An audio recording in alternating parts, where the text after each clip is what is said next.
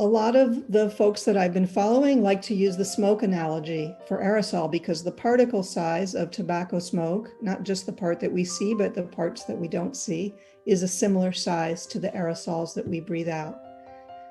So just like when this person is blowing out the smoke, you can see that being really close to them is the worst possible place to be. So 6 feet is not magic.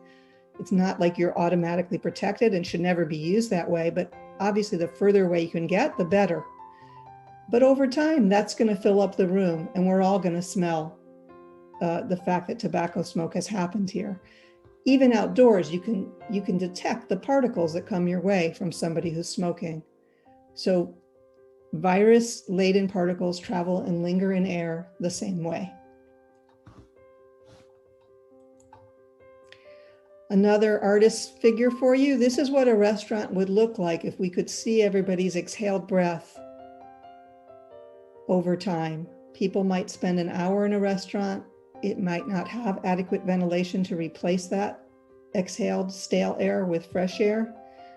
At the very beginning of this pandemic, there was a US research study that was published that showed that rotating viral particles in a drum over 3 hours, they were still infectious at the end of those 3 hours. So I believe that this amount of time spent in an enclosed space would be a very high risk activity.